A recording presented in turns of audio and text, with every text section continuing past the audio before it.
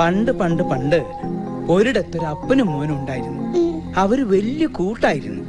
അയാൾ അവനെ പെരുന്നാൾക്ക് കൊണ്ടുപോയി, പൂരത്തിന് കൊണ്ടുപോയി, പാവകൾ വാങ്ങിച്ചു കൊടുത്തു, പലഹാരങ്ങൾ വാങ്ങിച്ചു കൊടുത്തു.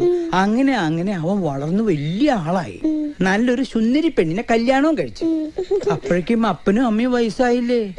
അപ്പൊ അവന് അപ്പനോടും അമ്മയോടും ഇഷ്ടമില്ലാണ്ടായി.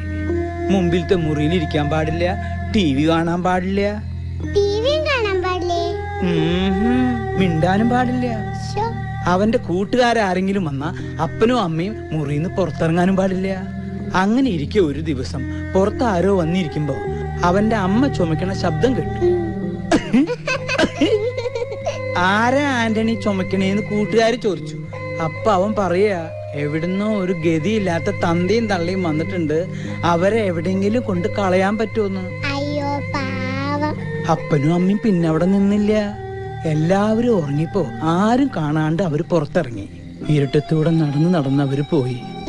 പിന്നെ അവര് ആ മോനെ കണ്ടിട്ടില്ല. മോൻ അവരെ അന്വേഷിച്ചിട്ടുമില്ല.